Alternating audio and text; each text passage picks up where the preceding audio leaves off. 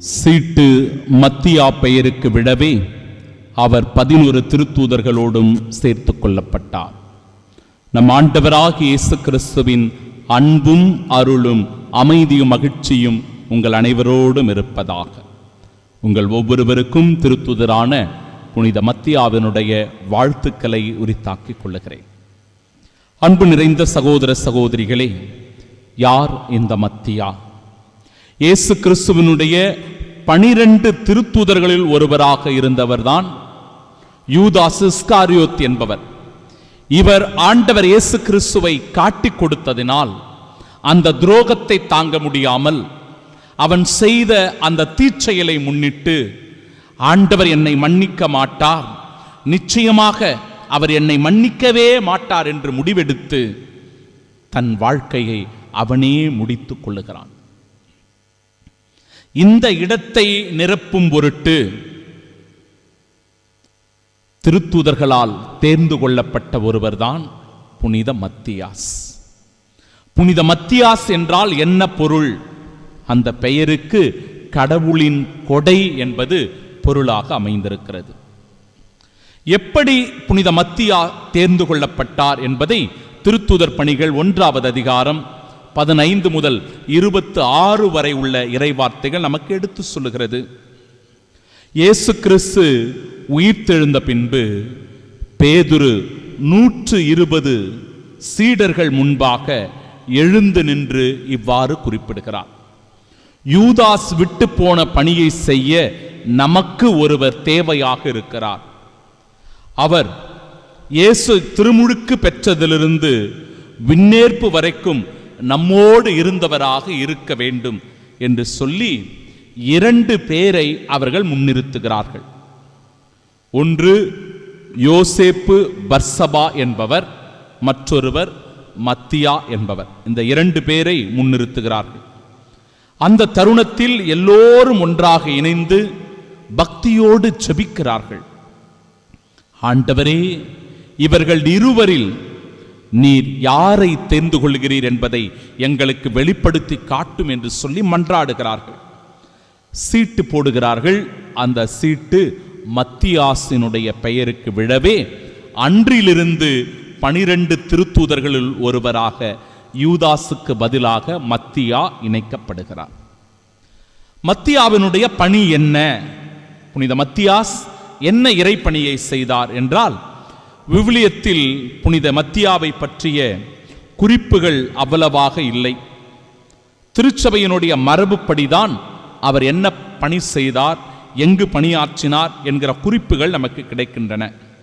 யூதேயா, Ethiopia, Cappadocia போன்ற பகுதிகளிலெல்லாம் இவர் நற்செய்தி பணியை செய்திருக்கிறார். மனித ஆசைகளை அடக்கி தூய வாழ்க்கையை வாழ வேண்டும் என்பதை இவர் அற்புதமாக செல்லுகிற இடங்களிலெல்லாம் நற்செய்தியாக போதித்திருக்கிறார். இந்த உடலுக்கு எதிரான போராட்டத்தில் நாம் ஒவ்வொருவரும் போராடி வெற்றி கொண்டு நமது ஆன்மாவை பாதுகாக்க வேண்டும் என்பதற்காக அவர் முக்கிய போதனைகளை எல்லாம் மக்கள் மத்தியில் எடுத்து கூறியிருக்கிறார். இந்த மத்தியாசனுடைய சாட்சிய மரண வாழ்வு எப்படி இருந்தது என்றால், மரபுகள் 2 விதமாக அவருடைய இறப்பை குறித்து சொல்லுகிறது. ஒன்று, எருசலேமில் யூதர்களால் இவர் கல்லால் எறிந்து கொல்லப்பட்டார், பிறகு இவருடைய தலையானது வெட்டப்பட்டது என்று குறிப்பிடப்படுகிறது.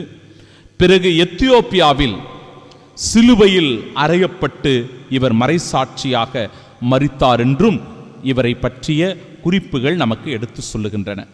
அன்பிற்குரியவர்களே, ஜெர்மனியிலும் ரோமிலும் இவருடைய திருப்பண்டங்களானது ஆலயத்தில் வைக்கப்பட்டிருப்பதை இன்றளவும் நம்மால் காண முடிகிறது. இப்படிப்பட்ட இந்த திருத்தூதருடைய புனிதருடைய வாழ்க்கை நமக்கு சொல்லுவது என்ன? ஏதோ ஒரு இடத்தில் தோன்றி மறைவது அல்ல இந்த வாழ்க்கை. மாறாக இது ஒரு விசுவாச சாட்சிய வாழ்க்கை என்பதை இவருடைய வாழ்க்கை நமக்கு பாடமாய் கற்பிக்கிறது. பல திரு அவைகள் இருக்கிறது. நீங்க பார்க்கலாம், நிறைய இண்டிபெண்டன்ட் சர்ச்சஸ், குட்டி குட்டி திருச்சபைகள் நிறைய இருக்கிறது.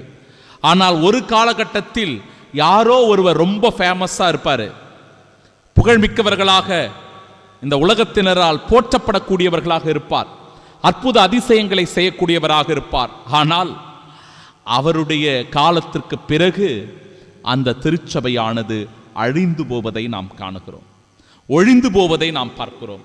ஆனால் தூய கத்தோலிக்க ஒரே திரு அவையானது ஒரு உயிரோட்டமுள்ள, எப்பொழுதும் விசுவாசத்தின் சாட்சியாக இருக்கிற, இரத்த சாட்சிகளின் மீது கட்டப்பட்ட ஒரு திரு அவையாக இருக்கிறது என்பதை இவருடைய வாழ்க்கையின் வழியாக நாம் உணர்ந்து கொள்கிறோம். ஏனென்றால் ஒருவர் இல்லாத இடத்தில் இன்னொருவரை நிரப்புவது, தேர்ந்து கொள்வது என்பது கத்தோலிக்க திரு அவையினுடைய மரபாக இருக்கிறது.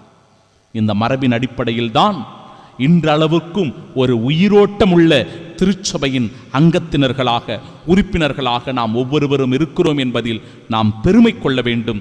என் கத்தோலிக்க உறவுகளே, சொந்தங்களே, கடவுள் எப்படி புனித மத்தியாவை தேர்ந்து கொண்டாரோ அதுபோல நம் ஒவ்வொருவரையும் கூட தேர்ந்து கொள்ளுகிறார் என்கிற உணர்வை வெளிப்படுத்துகிறது நற்செய்தி வாசகம். எதற்காக இறைவன் நம்மை தேர்ந்து கொண்டார் என்றால், நாம் ஒவ்வொருவரும் மிகுந்த கனி கொடுக்கும் பொருட்டு நம்மை தேர்ந்து கொண்டிருக்கிறார். ஆம், நாம் அழைக்கப்பட்டிருப்பது கனி கொடுப்பதற்காக, பலனை தருவதற்காக. நம் பலன் இந்த உலகத்திற்கு, நம் சமூகத்திற்கு, நம் குடும்பத்திற்கு, இந்த தாயாம் கத்தோலிக்க திரு அவைக்கு 30, 60, 100 மடங்கான பலனை கொடுப்பதாக மாற வேண்டும். அப்பொழுதுதான் ஆண்டவர், நன்று நம்பிக்கைக்குரிய நல்ல பணியாளரே, சிறிய பொறுப்புகளில் நம்பிக்கைக்குரியவராயிருந்தீர், எனவே உன்னை பெரிய பொறுப்புகளில் அமர்த்துவேன் என்று சொல்லி ஆண்டவருடைய இறை ஆட்சியில் பங்கு பெறுகிற, விண்ணக பேரின்பத்தை உரிமையாக்கிக் கொள்ளுகிற பேறு பெற்ற மக்களாக நீங்களும் நானும் வாழ முடியும். அதற்கான வரம் வேண்டி இந்த திருப்பலியில் செபிப்போம். ஆமென்.